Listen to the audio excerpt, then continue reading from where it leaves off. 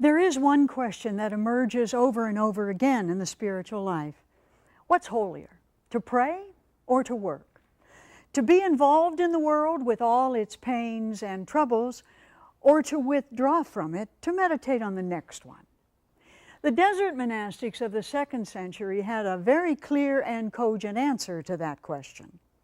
Once upon a time, they said, a disciple went to see Abba Joseph and said to him, Abba Joseph, as far as I'm able, I say my little office, I keep my little fasts, I pray my little prayers, I live in peace, and as far as I can, I purify my thoughts. What else can I do to be holy? Then Abba Joseph stood up. He stretched his hands toward heaven. His fingers became like 10 torches of flame, and he said to him, why not be turned completely into fire? The meaning is clear, isn't it? The danger in the contemplative life is that it may become only one half of the spiritual life. The danger is that prayer, contemplation, will be used to justify distance from the great questions of life. That contemplation will become an excuse to let the world go to rot. That's a sad definition of the spiritual life, and at base, a bogus one. Contemplation is not for its own sake. To live a contemplative life, to be spiritual, does not mean that we spend life in some kind of sacred spa designed to save us from having to deal with the down and dirty parts of life. The contemplative life is not spiritual escapism. Contemplation is immersion in the God who created the world for all of us. The mystics of every major religious tradition remind us of that always. Within the cave of the heart, God dwells, Hinduism tells us. Buddha is omnipresent in all places, in all beings, in all things, in all lands, the Buddhist master says. Where can I go to flee from your presence, the Jewish psalmist prays. Whithersoever you turn, there is the face of God, Islam teaches. And Christianity reminds us always, ever since the creation of the world, God's invisible nature has been clearly perceived in the things that have been made. But that's the point. If all things are of God, then all things demand, deserve justice. Indeed, the teachings are traditional and the teachings are clear. God is not contained in any one people, in any one tradition. And that's why the contemplative responds to the divine in everyone. God wills the care of the poor as well as the reward of the rich. So therefore must the true contemplative. God wills the end of oppressors who stand with the heel and the neck of the weak. So does the real contemplative. God wills the liberation of human beings. So will the true contemplative. God desires the dignity and full development of all human beings. Thus, God takes the side of the defenseless. Thus must the genuine contemplative. Otherwise, the contemplation is not real, cannot be real, will never be real. Because to contemplate the God of justice is to be committed to justice. The true contemplative, the truly spiritual person, then, must do justice, must speak justice, must insist on justice. And they do. Thomas Merton spoke out against the Vietnam War. Catherine of Siena walked the streets of the city feeding the poor. Hildegard of Bingen preached the word of justice to emperors and to popes.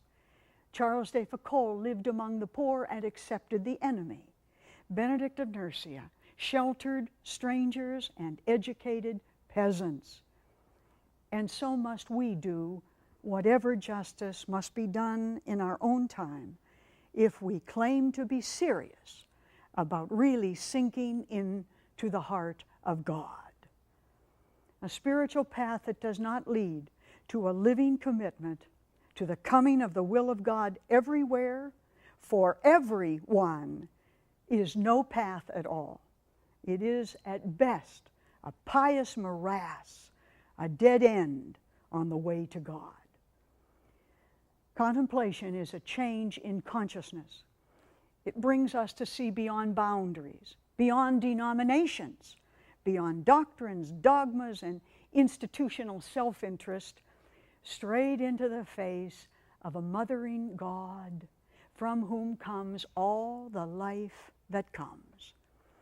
To claim to be aware of the oneness of life and not to regard all of it as sacred trust is a violation of their very purpose of contemplation, the immersion in the God of life. To talk about the oneness of life and not to know oneness with all of life may be intellectualism, but it is not contemplation. Contemplation is not ecstasy unlimited. It is enlightenment unbounded by parochialisms, chauvinisms, classisms, and gender. Transformed from within, the contemplative becomes a new kind of presence in the world, signaling another way of being, seeing with new eyes, and speaking with new words, the Word of God.